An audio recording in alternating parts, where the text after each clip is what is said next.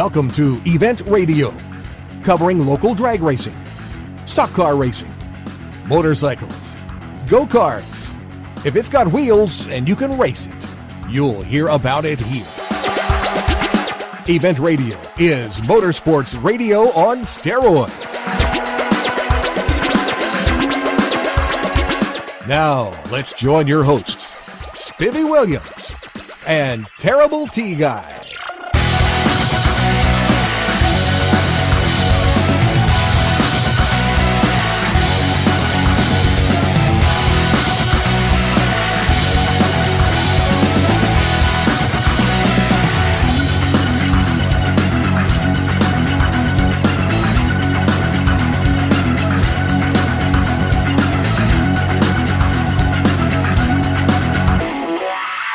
All right, guys, welcome to the next edition of Event Radio. You know, we have talked to a lot of people, and we've met a lot of people, and we've introduced you to a lot of people on this show. The gentleman that you're going to meet today is very, very special. There are a lot of guys that do stuff really good and guys that have accomplishments that reach from here to Sunday. This particular gentleman probably is the most accomplished guy that we have had the pleasure of ever having on this show.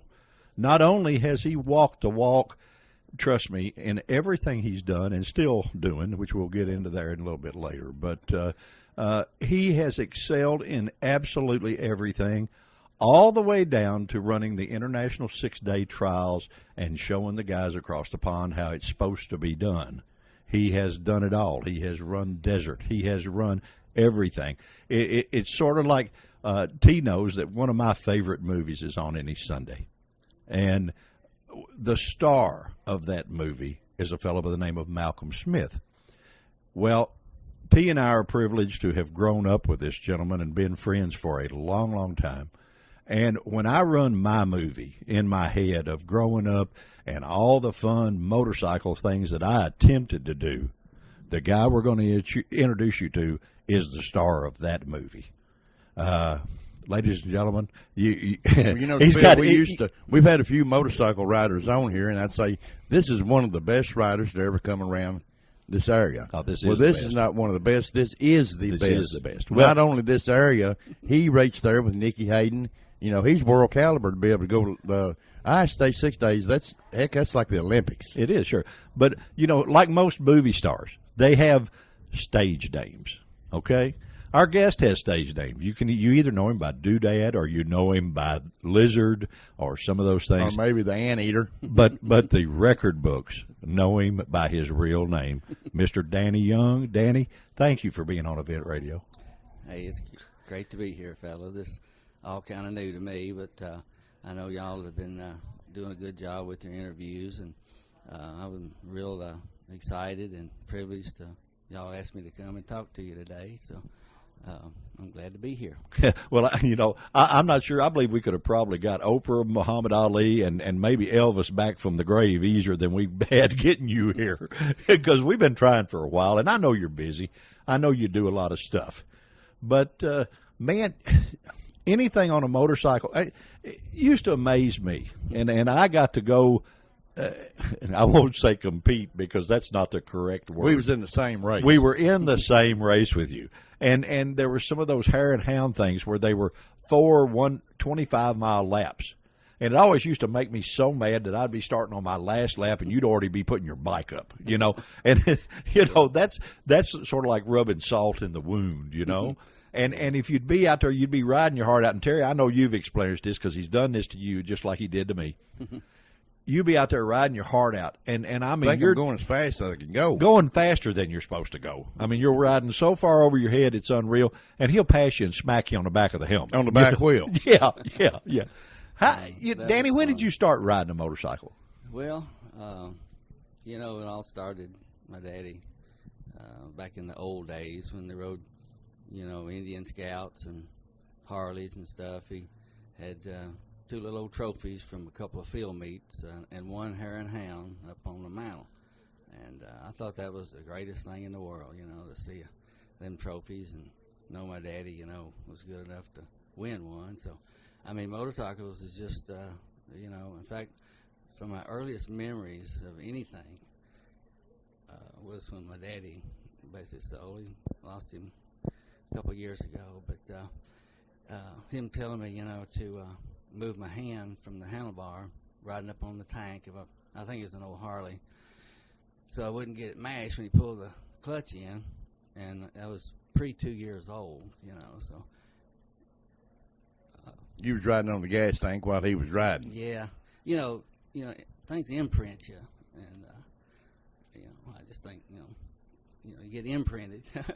Well, I mean, the thing that I find so cool is that a lot of guys, man, they're out there running a practice track. They're doing all this all through the week, and all you got to do is just swing your leg over it, and it's there. Well, people used to ask us, when do you practice? And I said, well, I put many days in practicing, but usually once you get to where you're racing, you practice every weekend when you race. So the practice days are over. You just try to improve on your thing, but it takes a lot of dedication. I'm sure a lot of good riders have put in many hours practicing, but I would here locally, we had this area called Greencastle. I know you've all been to Greencastle, and guys told me, said, well, if you can ride at Greencastle, you can ride anywhere in the world. So I kind of proved that, but I would go out there every day after school and just ride my little old 100 Zundap or my S90 Honda converted woods bike, till all the trails I could muster up, to dark about every day. And riding by himself, but you remember, Danny, a lot of times you would call me when you got home to make, if you didn't show up, I'd have to go out, find him. He's broke down somewhere or fallen off. The thing that amazed me, I mean, every time I've ever seen you on a motorcycle, Danny, I've been amazed. I don't mind telling you. But the two that stand out in my mind, I remember running one of those hare and hound things. And, buddy, you split trees where you're running 50, 60 mile an hour, and there's not an inch on each side of the handlebar. How in the world do you judge that?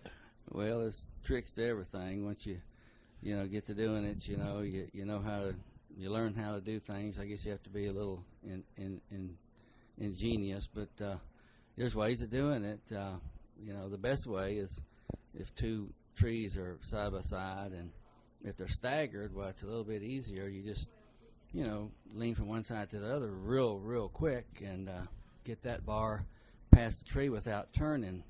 But the hard part is when they're side by side and they're narrower than the handlebars, so you have to kind of time it to where you lift the front wheel, or either just turn the wheel so fast that you fool the trees. Well, the one bar comes back as you're turning, and the bars are less wider apart when you're turning, but you do it so fast the wheel don't actually turn. You don't actually turn. You just move the handlebar and kind of lighten the front end. You just kick it out of the way so fast that it misses the trees.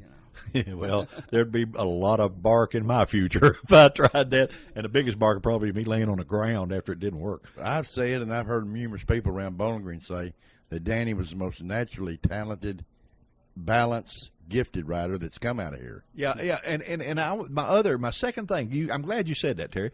My second thing, and you were talking about your dad going to the field meets or motorcycle rodeos or whatever they were back then. We went to those things. They would have a slow race.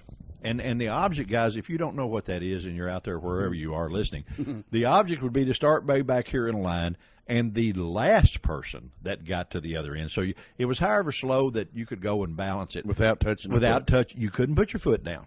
Well, our buddy here, it was just really embarrassing. He broke them all, yeah. He would pull out there and just stop and balance it, and just sit there. And I tried to do that 100 times, and I hit everything but the lottery trying to figure out how in the world did you learn to do that? Those trials riders, they amazed me, and you see them do stuff like that. It just seems impossible. It's just a little trials rider trick. You just trying to turn your front wheel, and you try to turn it to where it's in a little of a rut, kind of a rut, whatever rut's there. Sometimes there's no rut, and then you lock the front brake, and that kind of cradles the front wheel. So essentially it's just kind of sitting there in a little cradle, and you're got the front brake locked, so it's connecting the rest of the motorcycle up, and you just kind of have a little bit of balance there, and there you sit. So yeah, there you sit. And then of course he rubs salt in the wound by killing the motor, standing on the seat, walking around the thing, reaching down with one foot and kickstarting it and riding off and still never touching the ground. You know, that's a little embarrassing, my friend. That's especially to like people like T and I that are doing our dead level to just barely stay up on it. But the most fun part, once I kind of got the hang of it, was when they give the go, just pop a little wheelie and then run right down to the end and then stop and wait for them there. Yeah, that before they is cross the line. Yeah, Cross that the is line funny. last. That is funny. Let me ask you something. These kids that do all these stunts now, Oh, the man. stoppies and that stuff. Have I'm you ever just- tried to do any of that stuff? I do a stoppie a little bit, but you know, my bones is so old. I just that air. I tried a little bit of air just you know, around where I could. Man, I mean, it's great, but it's too risky for me right now. Well, Spivvy, Danny, and I you know, now both wait a minute. we've both done all that stuff, but just never on purpose. Yeah, it was never intentional. Yeah. Exactly. And a little bit later in the show, we're going to get into. He says that's too risky. Actually, he quit riding motorcycles and now he rides a hang glider. Yeah, that's, so you know, that was a little That's risky, those Danny. motorcycles To you do, hit your head somewhere. Yeah, that was a little risky to do that. Yeah. Out of all of the races that you've run, like in the Western Kentucky area and stuff, is there one that stands out in your mind that you remember any more than the rest? Well, they, you know, for years after, you know, it's been about 40 years, fellas, since I started. But, you know, for years after I raced, you know, for the Pentons and that intense, you know, competition, those races run through your mind, you know, for years afterwards. You'll just be driving down the road and you'll think of some trail somewhere in the world that you was racing on. You know, and it's just not anything really stands out. I mean, I raced a whole lot of hard races and a lot of things in those races that I was able to do that people, you know, never hear, never know about, and nobody sees and stuff. But you know, I had a lot of neat moments where, like in 6 days at the top of Mount Snæfell, the worst day, half the people was out and mud. It rained that night, and just, you know, all you could do to get through. And come up on top of that mountain at the hardest check, and Susie Mann was there, and she said, "You're minute into your grace." And so I freaked out. I said, "You know, a minute into my grace, because I've been running on gold medal." And she said, "Hey, that's okay. Masita was 1 minute into his grace too." And I go, "Really?" He said, "Yeah." This was the top rider on the Czech 6-man team that won it, you know, for about 6 years. So, you know, nobody knows, but you know, I rode the trail at the same speed as this guy under terrible conditions on a 175. All right, let's take a real quick little break right here. And before we get into much of the international stuff, we want to still ask a few more local questions. Okay. But this is really cool, guys. We'll be right back. Quick Fuel Technology, the innovators in fuel systems, introduces the latest in high-temperature coating technology for select street and performance carburetors. QFT's new Black Diamond series features a unique satin black Teflon coating that provides award-winning good looks and lasting durability. The Black Diamond series is impact-resistant, repels all underhood chemicals, and reduces fuel temperature by 6% for improved performance. The Black Diamond series by Quick Fuel, the ultimate in form and function. All right, guys, we are back with our buddy and world champion motorcycle racer, Mr. Danny Young. You know, Danny, you have done things that watching the movie on any Sunday that you just see done. And you see, did you ever meet Malcolm Smith? Oh yeah, we raced together all the time. You know. You didn't really? Oh yeah. You know, Good guy. Oh, he's a great guy. You know, he's you know, he was the old guy back when we were young guys, and that was so fascinating that, you know, he was a lot older than us, but you know, he was so smooth and so fast, and you know, just a great guy. I mean, he's just Malcolm Smith. You know, That's who he is. Huh? Yeah, I understand. yeah. And you was talking about that Susie Mann. Is that Dick Mann's wife? It was his former wife. Former at the wife, time. okay. Yeah, I know she was involved in that. She helped out, and she was a reporter, magazine reporter, and she was just helped on the support for 6 days. You know, our 6-day team. You guys didn't have a factory mechanic to travel around with you guys and change. How long did it take you to change? What did you have to change the tire like in 5 minutes on the trail? Yeah, you could change the tire. Usually, I think it was 5.5 minutes on the back and about 2 minutes on the front. You know. And that's in the middle of nowhere on a hillside, wherever you go down. Yeah, Yeah, it's unfortunate you have flats, and we had the pins that held the rims, the tire to the rims, so the inflation of the tire locked the pins into the tire so it wouldn't slip. So if you put a tire on, you had to put about 35 pounds of air in there to seat those pins into the tires, or you'd spin, rip your tube out, and there you were flat again. So you'd have to do that in the middle of the race, and then you had a big old hard back tire back there. So I lost I lost one good race at the Loco Ciento that I had to change tire for a check, fix it, put 35 pounds of air in it, and then ride the special test, with 35 pounds of air in your back tire, which is not fun. It turns into a pogo stick, So What would you normally run? What air pressure? Probably about 6 or 8, according to the mud and rock conditions. But anyway, it's fun, just being able to change the tire and keep going and not lose a place. That's amazing that you have to do all that stuff. I couldn't get my toolkit out in 5 minutes. We couldn't change a tire that fast inside a motorcycle shop with air conditioning.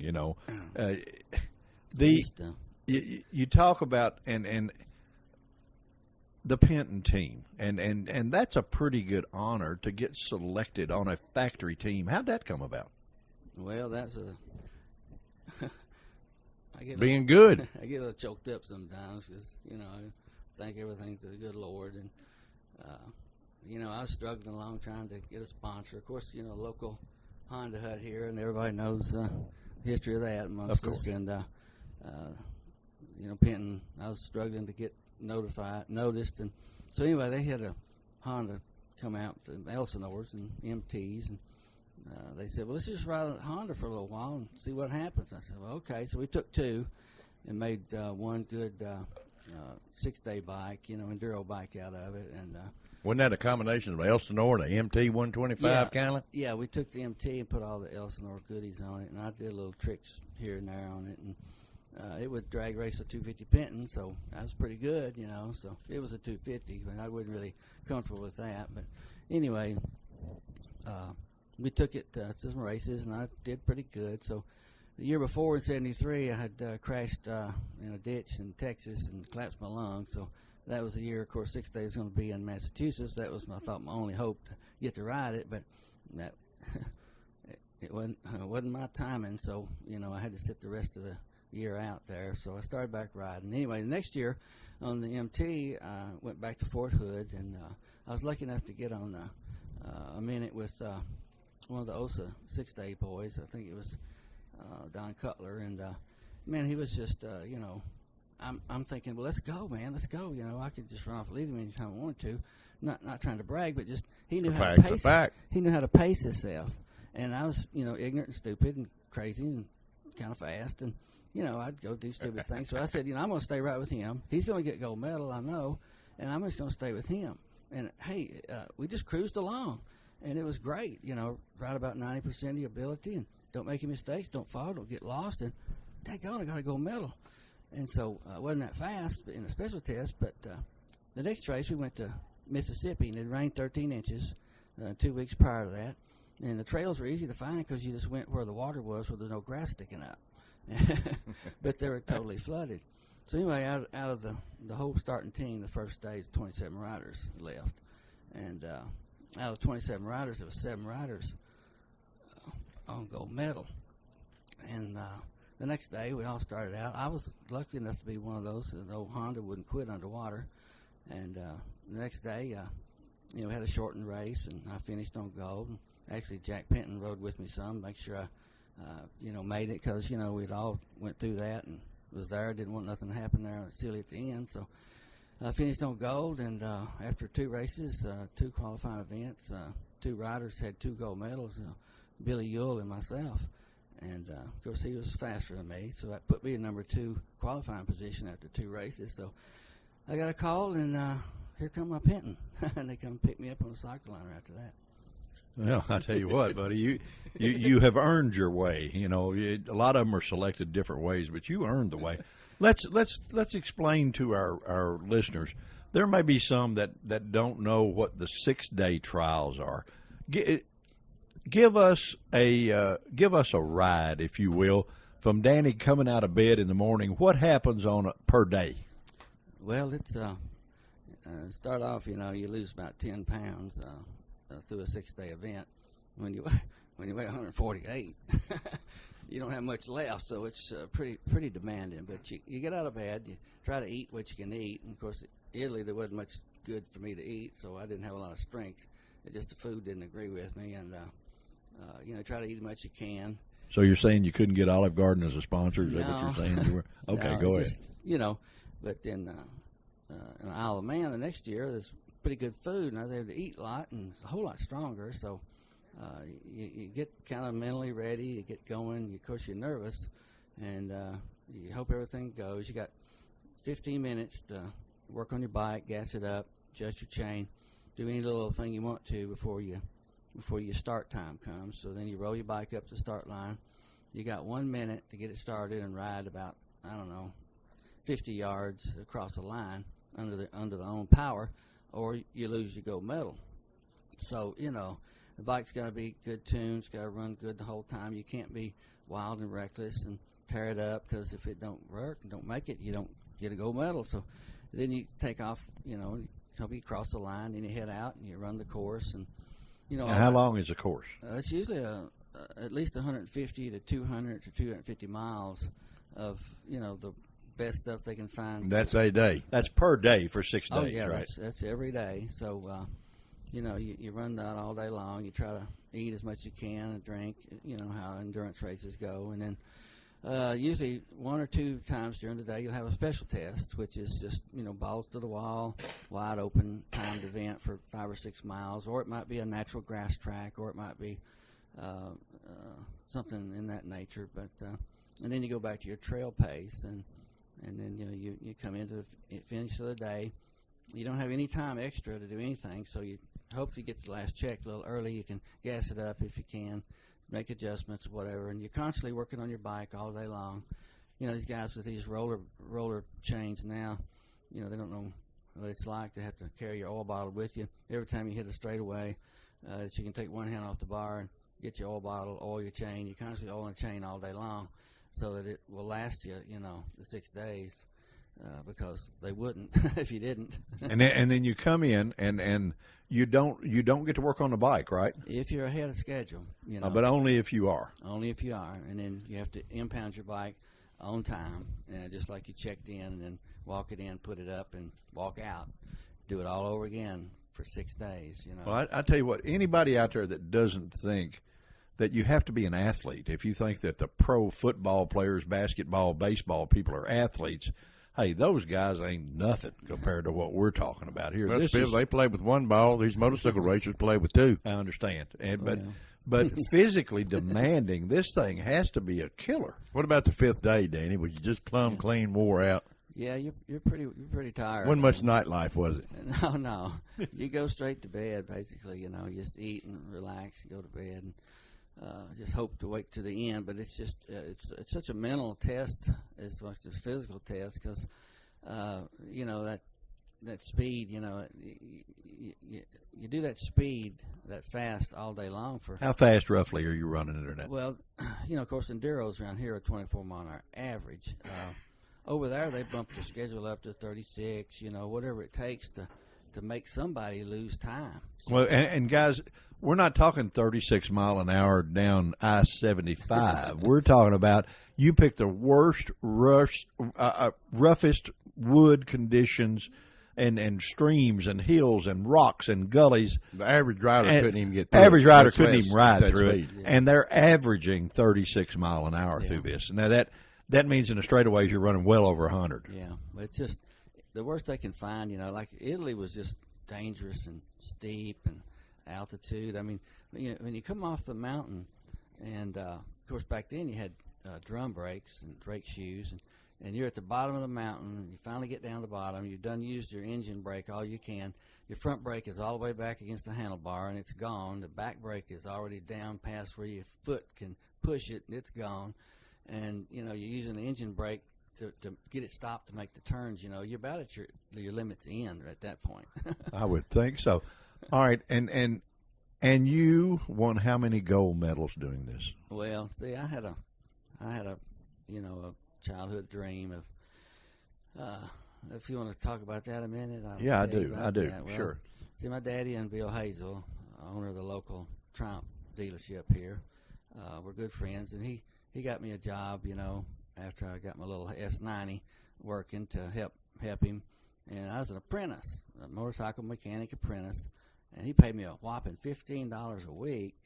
That was a lot for Bill anyway. Yeah, it was a lot for Bill. It's for me to teach me how to work on motorcycles, He paid me. I didn't have to pay him. Well, most people that knew Marvin, you had to pay him, Yeah. And Marvin was a nickname, guys. His name was Bill Hazel, but great guy. Sir. He helped me a lot, and Terry too. He gave us both our. Well, first he gave us our bikes. first, really, what we call Yeah. factory ride, and that Yeah. consists of riding in the back of a pickup truck with 2 furnished bikes and a tarpaulin to put over us if it got wet. Yeah, that's right. But anyway, he dealt in Triumph and Rickman and stuff that come from Europe. Unlike the Harleys, the only other thing he had around here. Honda really hadn't made the scene at that time, and he'd get these trade journals and magazines from Europe, and there was this article, a big spread about the ISDT, and I asked him, I said, Bill, what's this thing here? He said, man, boy, he said, that's the best riders in the world. He said, that's the world-class Olympic event of motorcycles, and he told me all about it, and I read the article. He said, there's no better than that, and this and that. He said, you got to be able to do everything, ride everywhere, road race, motocross, work on your bike, got to be a mechanic, got to be smart and all that stuff. And I sat there and I said, well, you know what, Bill? I'm going to grow up and I'm going to be on the United States trophy team, and I'm going to win a gold medal. Well, I tell you what, nothing like having a goal, and there's not a whole lot of guys that wind up achieving their goal. But you have more than once, hadn't you, man? No, and see, I made that my thing. I wanted to win a gold medal and ride 6 days, be on the trophy team, and I said, and we're going to win the 6 days that year.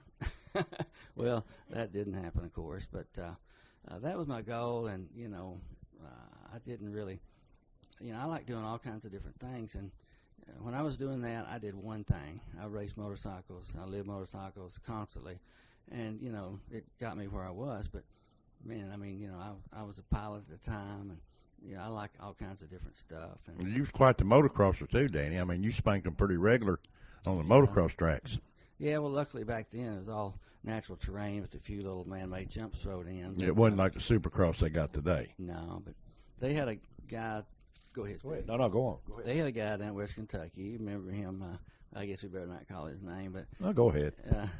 Dwayne Houghton, and he was winning everything. They had a point system for the year, and you got to wear a number 1 plate in the West Kentucky Competition Trial Riders Association. So he'd won it, I don't know, 2 or 3 years in a row, and man, he was something else. But he rode 100cc because he could win all those classes and win everything, 100cc class, rack up all the points.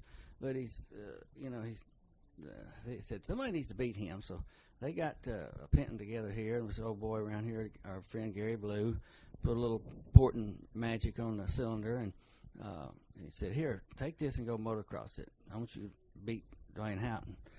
So I did, and that summer, I think it was 72, raced 14 motocrosses, had 14 overall first places, and beat Dwayne Houghton.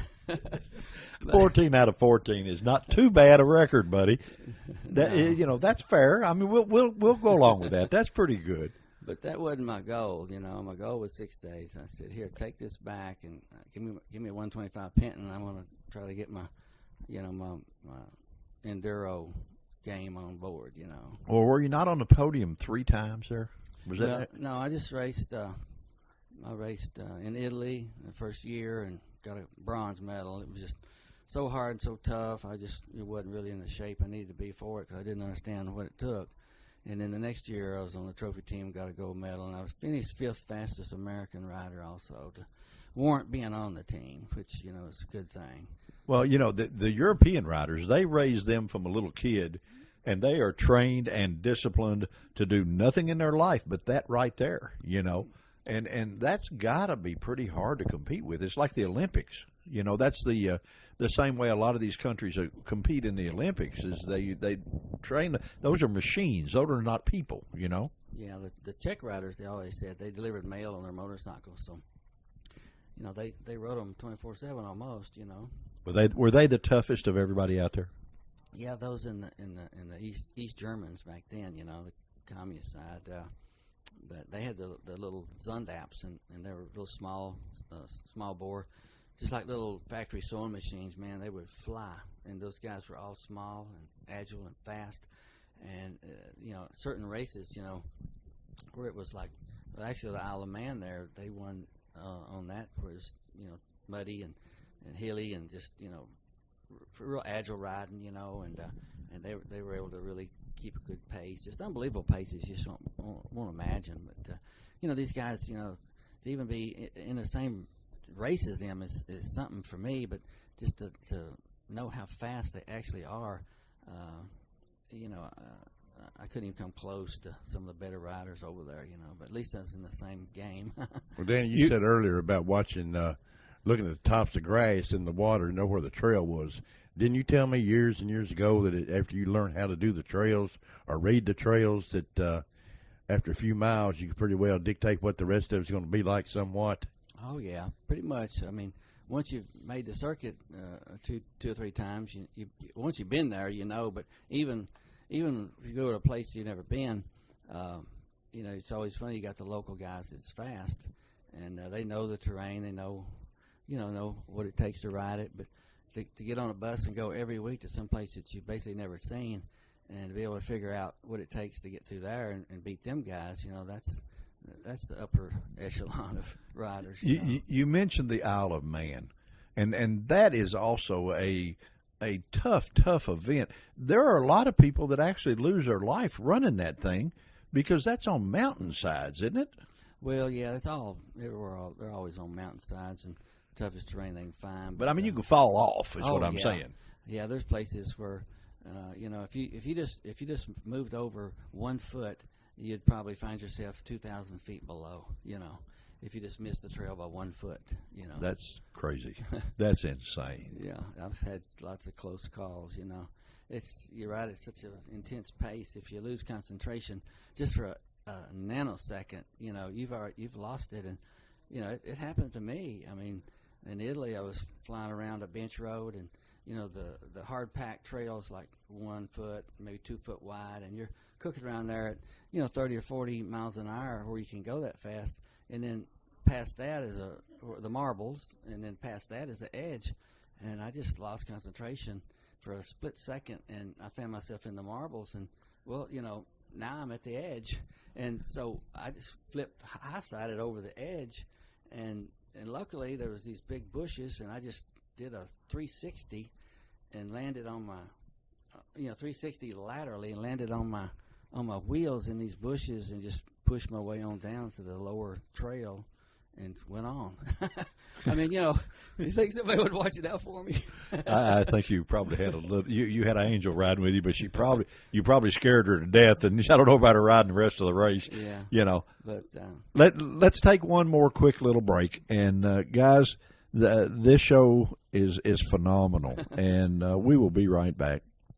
Quick Fuel Technology, the innovators in fuel systems, introduces the latest in high-temperature coating technology for select street and performance carburetors. QFT's new Black Diamond series features a unique satin black Teflon coating that provides award-winning good looks and lasting durability. The Black Diamond series is impact-resistant, repels all underhood chemicals, and reduces fuel temperature by 6% for improved performance. The Black Diamond series by Quick Fuel, the ultimate in form and function.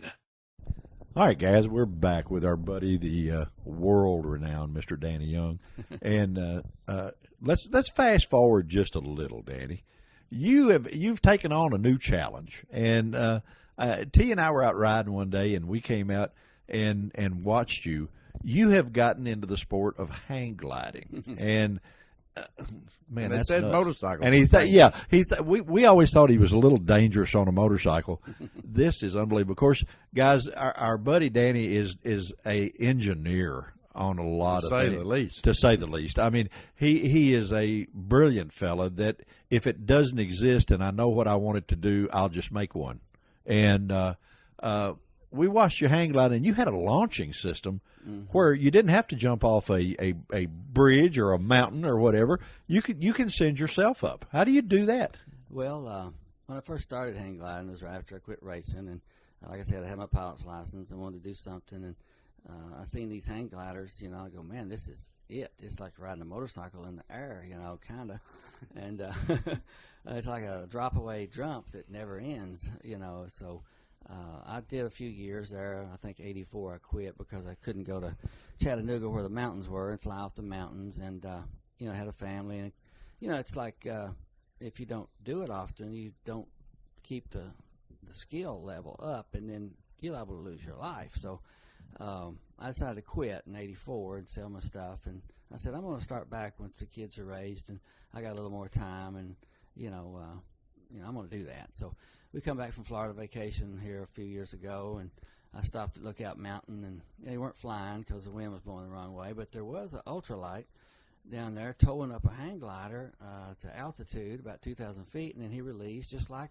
big full-scale sailplanes. I go, wow, they can do that now, because I didn't keep up with it because I didn't want to get, upset because I couldn't do it. So anyway, I got to checking into it. I said, I'm going to start back flying. I'll go down there, and I can tow up anytime and fly, because when you went down there, you had to time your weekends when the cold fronts went through so you could catch the wind just right and go up and ridge soar and stay up, and that was hard to do sometimes. So but then I got to checking into some clubs around here, and there's a club called Bluegrass Buzzards. I called the guy up. I said, where do y'all fly around here? I said, I could never find no place in Kentucky to fly, stay up. He said, well, we tow up. I said, what do you mean? He said, well, we have a winch, and we tow up like big planes. And I said, wow, that's neat.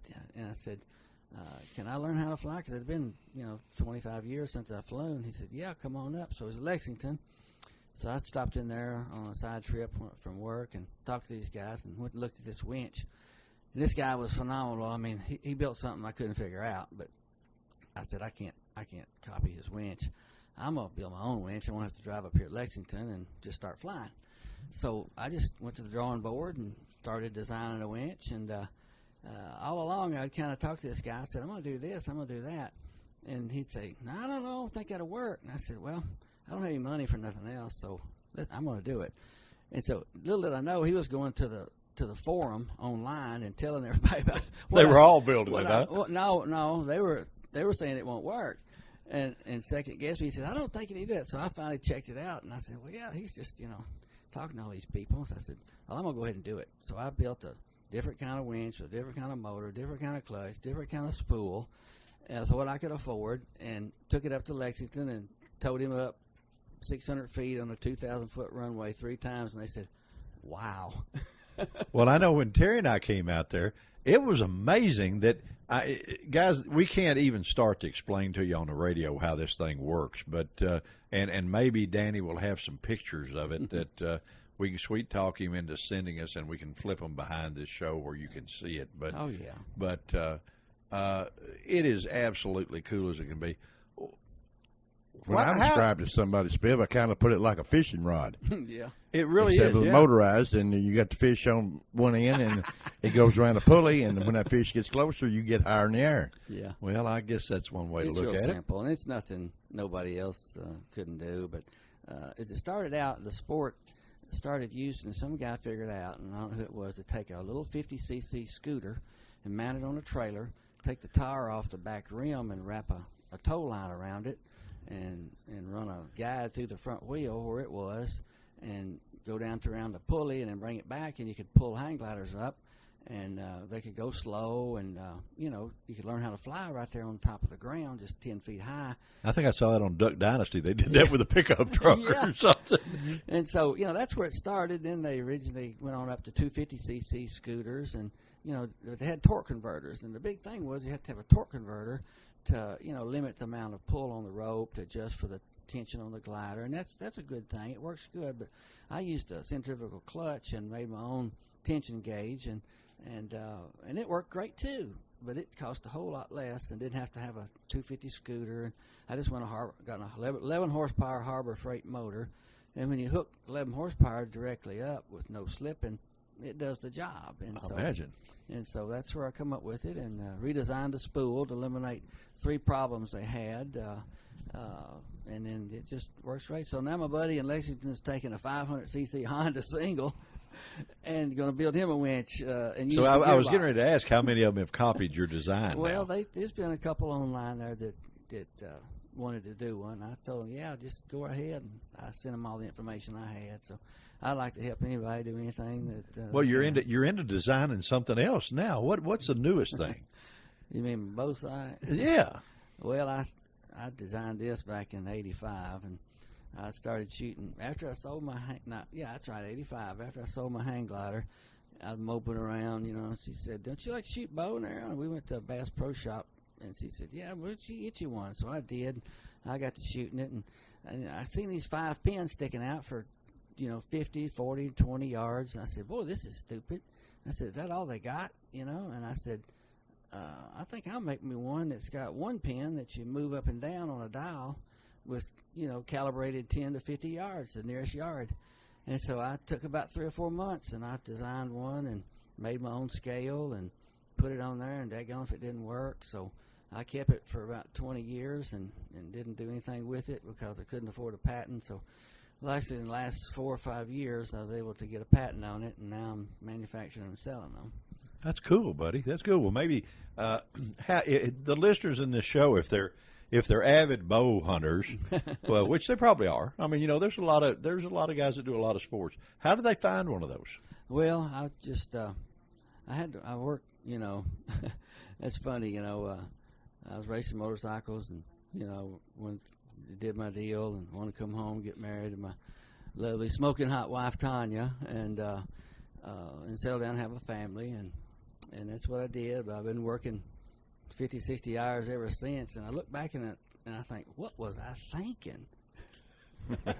Well, no, you were thinking building a lifetime that a lot of people sure wish that they could be in your tennis shoes.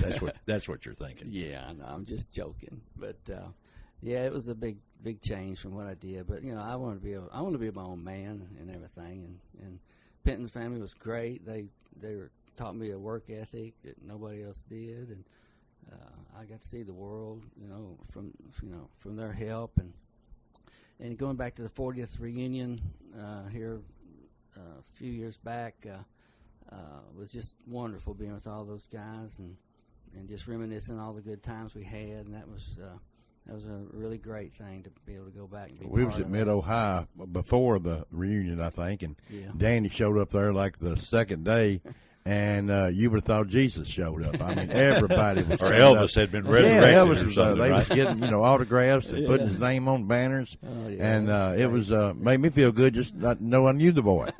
Well, I tell you one thing that we're going to do that you may not don't matter if you want it or not. We're still going to do it. We have already talked about it, Terry and I, and we will be submitting your name and your stuff to the Kentucky Motorsports Hall of Fame. Well, you should be in it. You should be there because, trust me, you have accomplished so much more than so many. That's a natural fit, and we think that the little event radio, we're going to do all we can to see that you get in there because you deserve those honors. Well, that's a surprise. I'm grateful. I mean, that's great. Oh, we didn't do anything. Hey, you did it. We didn't do it. You shouldn't be surprised because you did that. And, it's you're an inspiration to a lot of people, Danny, that you can do. It didn't take a bunch of drugs to get you to do what you did. You did it off of natural talent. You did it off of desire. You did it off of the dream of looking at those trophies on that mantle back when you were a kid. And that's what makes a champion is stuff like that. Well, I appreciate it. You guys are great. I've known you all my life, and it's good to have good friends like that. And I remember, of course, my dad and Terry's dad, they rode motorcycles together, Indian Scouts, and they'd see who had the fastest one constantly. And finally, I thought, Well, that's kind of racing there, Danny. yeah, it is kind of Imagine that out of Elmo Guy. I know. So, Elmo Guys, I always heard of Elmo Guy. And I remember the first time I ever heard the name of Terry Guy, Dad come in one time, and I was just a kid, and said, Elmo's boy, Terry, give him a go-kart and went out to Beach Bend and won a race. And I said, wow, that's great. And I'm thinking, wow, that's great. I said, Now I'm he's saying, wow, amazing. that's great, Danny. And so, and then we got to know each other in high school, and, it was just, it just had to happen. We was going to be best motorcycle buddies, and that's the way it was. And then met you, Spivvy, and there are all your big toys and everything we did. And I always enjoy telling people about our dueling wheelies on the 250 Honda. 250 Hondas. What do you call them? The little Q50s or whatever they were. No, they were 250. XL 250s. XL 250s. That's what it was. Yeah, you were a lot better than me, buddy. No, well, we could do it together. It was like a local Daredevil show. We'd be side by side, pulling wheelies and keep them side by side and just cruise right along. Nobody ever paid us though, buddy. I know. Where did we go wrong there? We could have been making some money. I See. know. Well, I look at these guys now.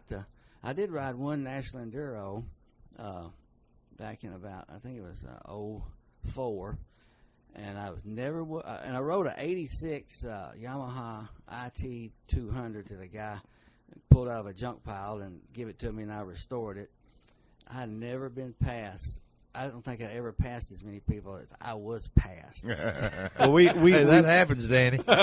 we went out and one of our good sponsors and our dear friends is Mike at Lost River Power Sports. Oh yeah. And we were out there and we did a little show out there with some of his guys, and Dave Jr. showed us, the little Dave rather, not Dave Jr., but little Dave showed us one of the new 450 Yamahas. Mm-hmm. And he said he could jump that off the top of the building and never bother him. Yeah. Can you imagine what that would have been like having that stuff? I like to tell people about the revolution of long travel suspension, and luckily we was right on the cutting edge of the start of that, because when I first started riding, I rode a S90 Honda with, I don't know, 3 inches in the front, 2 or 3 inches in the back, and you got through there and you stood up and you were the suspension. And if you look at all the old movies, everybody hit the woods, they stood up, and that was the way you suspended yourself, your knees, your back, and your arms, because the bike had no suspension basically, and I remember once I got to where I could stand up through a 5-mile tight wood section, or a wood section, without sitting down. That's when I started going fast. Well, that's how you got the nickname Lizzard, so fast through the woods. Yeah, really. And really to watch him, you go to Daytona every year for Bike Week, and they got those little blue lizards. You know those? Right. Man, you watch those things, and they're so fast and they move so quick, and that's where the nickname came from. Well, Danny, I remember we'd go over to Spivvy's before we'd leave out to, I think we went to stay at Spivvy's grandmother's one weekend there in Marion, and we'd take the headlight and tail light off of the little S90 and race it that weekend and come back. You put the headlight back on, ride to school. And yeah, that's right. I remember the first Western Kentucky race that Terry ever ran. He ran it on a 90 Bridgestone that was a street bike that I think it even had street tires. It had street tires on the front anyway. Yeah, I mean, if you was come a long way. In other words, there wasn't no buy yourself a racing bike. You made your racing bikes. That's right. You took a street bike and you turned it into a racing bike. But anyway, getting back to the suspension, so we had just regular suspension on the Pentons, and some guy showed up and he had the shocks. He drilled a new hole in the front of the shock bracket in the back, moved the shock forward on the swing arm a half inch. He said, "Man, you can tell a difference." And so we all did it too, and sure enough, you could tell a difference. I said, "Man, that's something, And so then here come a guy, they built a new swing arm with the shocks moved halfway up, a cantilever, on the bottom. Wow, that was great. So then they started coming out with a swing arm, with the shocks moved halfway up in the bottom. And so after the first 6 days in Italy, we had those swing arms that was where you could lay them down. And so we went 6 days with a shock straight up. And so they were afraid that if we laid them down without experimenting with them, they didn't know if the shocks would last 6 days, so we couldn't do that. Well, luckily, I think Carl Crank rebuilt all these Coney shocks for the whole team, and they lasted standing up. As soon as we got back, everybody else was tired and everything, so me and Tom Penton went to National Enduro up in New York, and the week after 6 days. So, had plenty of time to rest up. We rested up. Well, I've been practicing for 6 days. So yeah, right. So I laid my shocks down. I just, there weren't no there weren't no clicks or nothing like that. I just put a set of springs on there that felt good, and a different kind of oil. It's the only way you could change the dampening a little bit, and it felt real good. So I had mine laid down. Tom had his straight up. Well, we was on the same minute, and we cruised through the race, pretty much side by side. Well, we come to this section. I call it a mogul section. It was up in New York with these round rocks, and every 10 feet you would have a mogul, just one after another, 3 or 4 foot deep hole.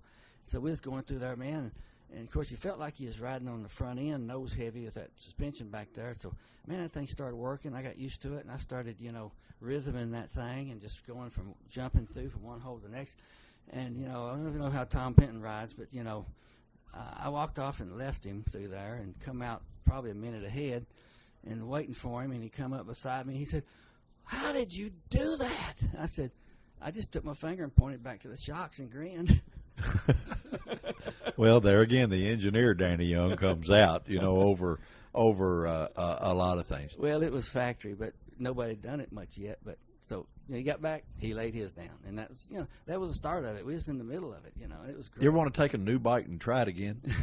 Oh, I'd love to, but my back's trash from all the racing. My knees are wore out now. I can't hardly walk without pain in each knee. So I mountain bike to keep my knees in shape and to keep myself in shape. Well, now also I went to his house, and he's got rocks embedded in the walls and the ceiling. And another reason I call him Lizzard, he'll climb right up them rocks and over the top of the ceiling.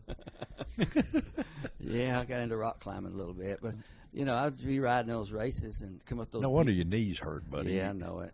But those beautiful mountain views, man, I just stopped as long as I could to take it in. Well, you had that big a lead, you could stop and look. But I couldn't. You get could stop and paint a portrait, Danny. As bad as you beat some of those guys. Now, be a little modest here. Some guys I could, but I can't. At one time, at certain kind of racing, I was probably in the top 5 that I could say I could probably beat. But like Dick Burleson, I never was able to beat him. I could ride with him for maybe 4 or 5 miles in the woods. But then I would make a mistake, and he'd be gone. He's 7-time champion. And I have rode with Tom, rode with Jack, rode with all of them, and actually pulled away from them at different times. So knowing that's kind of all I need. Well, we had Jerry Chaffin on the show, we had it. We did a show with him a little bit earlier, and he was talking about the race out at the Mint 400. Oh, yeah. And he fell and hurt himself. And of course, he's supposed to be the desert riser coming in from California, and he crashes and said, you actually finished the other. How many miles did he get in and you finished the whole race? Yeah. It's a 2-lap race, 200 miles a lap. So we split up, and he won the coin toss, so he got the start. And so then I took over the middle section. And unfortunately, in the middle section, had a dry lake bed. I was on the 175 Penton, choke pulled on a little bit, running wide open across the dry lake bed, and come off the end of the dry lake bed, the 2 trackers, into a little sagebrush, and there was a ditch there, a hole filled up full of silt, and my little 175 hit that about 65, 70 miles an hour, and catapulted me end over end forward. Off the bike did numerous, flip overs, bent the handlebars, bent the frame, tore the headlight off, just, almost demolished it. But this guy was behind me. He stopped, and I was kind of, twisted around a little bit. But I got back up, straightened the handlebars, throwed the light away and stuff, About 30 minutes later, I was able to pass him again. So y'all watch this. That was a 90-mile-an-hour section, so they was kind of pissed that I trashed the bike, but I made up for it. I think Preston Petty was there at our gas stop and helped us turn the forks around parallel so they'd still work and got it going. So Chaston took off and rode the last section into the finish. And there was some whoop-de-doo sections through there, that deep sand, and I think he got sideways in that and broke his collarbone. So we come back to he come limping in. We go, oh, no, no.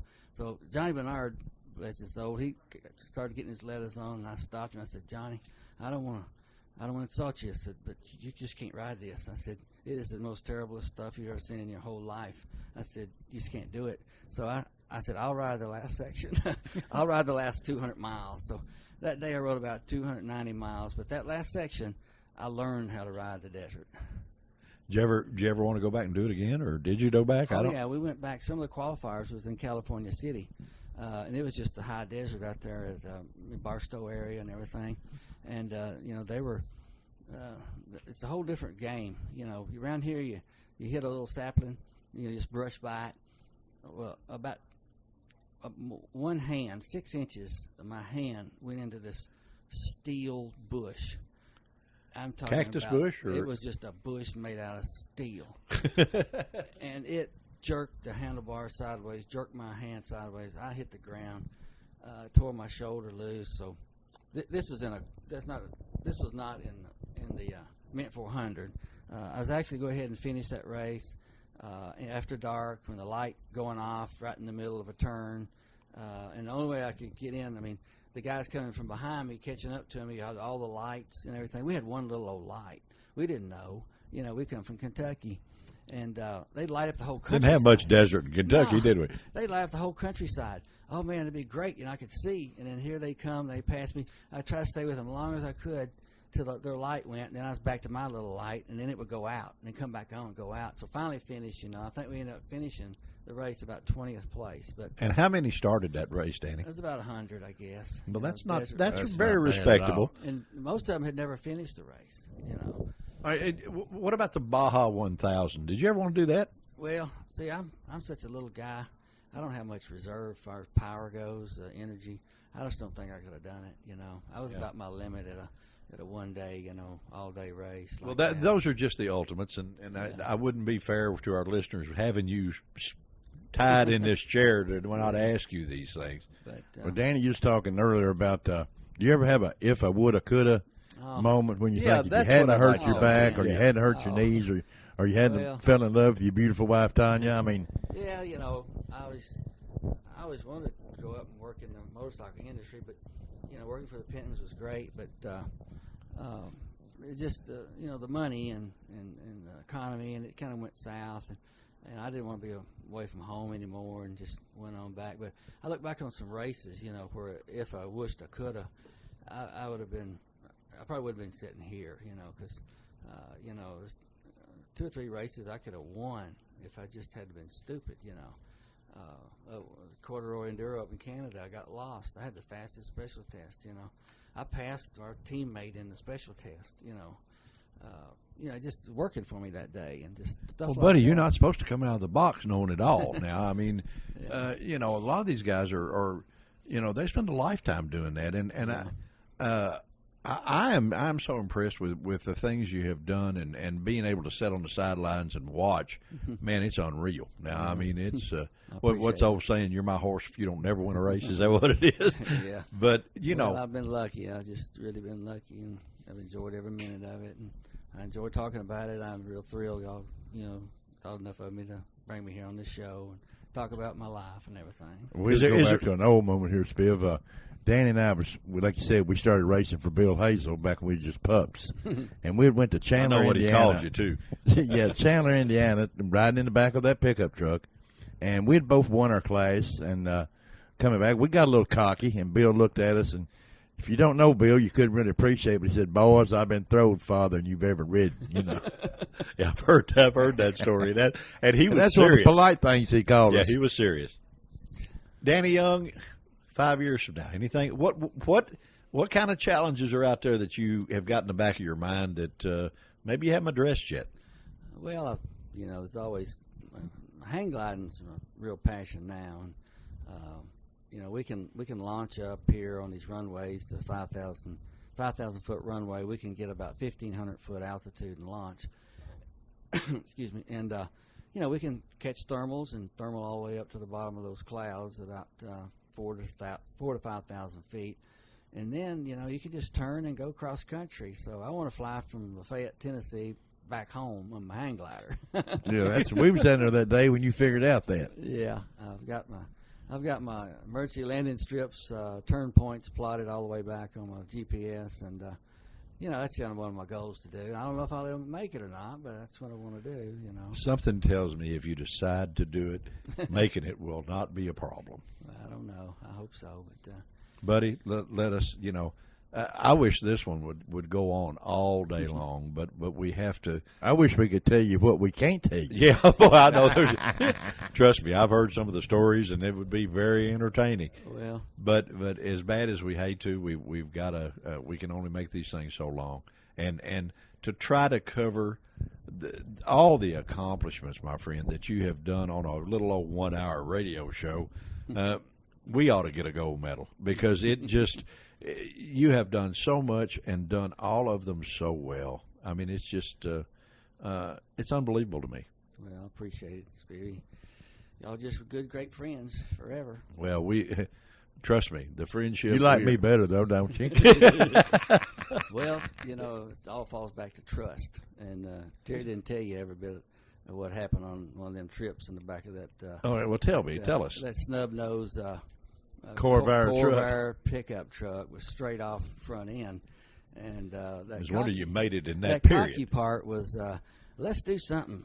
I said, all right, what do you want to do? I said, Terry says, I tell you what, you hold me up, hold my legs, and let me lay down over the front of this truck going 60 miles an hour down the road, and we'll scare Bill. Yeah, I was holding your legs though. Yeah, but I said, no, I don't know if I can hold you. You hold me. So, which I really like the idea of that. So here yeah, we go. I'm sure you did. I climb up on the cab of this truck, and he gets me by my feet, and I got my waist even with that. The took edge. Trust, Danny. And I flopped down upside down in the windshield, going 50, 60 mile an hour down the road, and go and make a face. Well, guess what he does? He slams on the brakes. I said, "Hold me, Terry, hold me." Well, yeah, he stopped. Boy, we was in big trouble. We was in big trouble. Imagine that. Imagine. And Bill, bless his heart, wasn't that good a driver to start with. Yeah, that was what was. He was going to show you what it's like to be throwed all them miles. That's what it was, Well, I tell you what, it's a lot of fun. Of course, being friends with you has been a lifetime honor for me. And me too, Dan. Yeah, and pumping me up. I don't deserve no, we're this. not. We can't even get you for any money or nothing. So why would we if we weren't sincere and didn't mean it? Mm-hmm. But it's really fun doing these shows, and every once in a while we get to do one with somebody that just is totally amazing. And guys, you have just heard it. There's no doubt about it. You have just heard it, and trust me, we probably, Terry, do you think, I don't know that we'll live long enough to have anybody on the show with any more accomplishments. I don't think so, no. I think we do. probably won't. No, I think we probably won't. Guys, we appreciate you listening to Event Radio. Any parting thoughts for anybody, Danny? Well, just, love everybody and peace on earth. There you go, buddy. There you go. Guys, we appreciate so much you listening to Event Radio. We thank our sponsors that have hung in there with us, even though we think we might have getting a little handle on learning what we're doing, but they hung in there with us. Well, we're rated right now number one. Let's ring our bell a while. There you go. We are rated number one at the number one motorsports show on the whole network, and we due to having nice guys like our buddy Mr. Danny Young joining us. Or not to be number one. Yeah, that keeps us there. Another thing, guys, all the interviews that we do them sitting here face to face. We don't do them over the telephone and all that kind of stuff. It's important. If it's not important enough to interview you face to face on your accomplishments, then why do you need to be on here? To us, it's important enough to come to you, and we will always do that. We will never, as far as my part, and I'm sure T, you're the same way. Telephones don't exist on our radio show, so we're with the people. We want them straight across the table from us, and it is an honor, my friend, to let us spend this hour. And for me, like I said in the beginning, when I watch my movie instead of the movie on any Sunday, you are the star. You are the star. Thank you.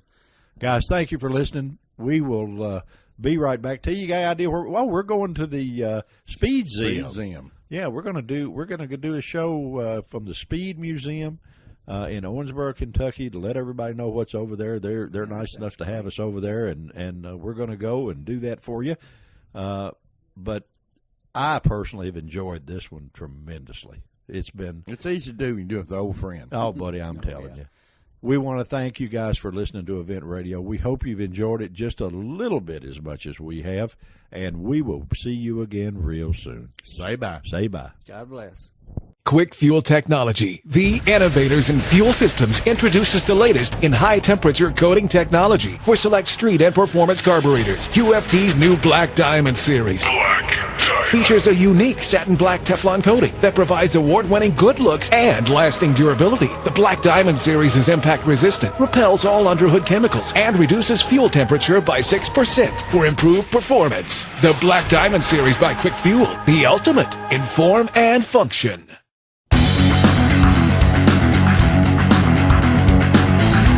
You've been listening to Event Radio, covering local drag racing, stock car racing, motorcycles, go-karts. If it's got wheels and you can race it, you heard about it here. Event Radio is motorsports radio on steroids. Join us next time with your hosts, Spivey Williams and Terrible T Guy.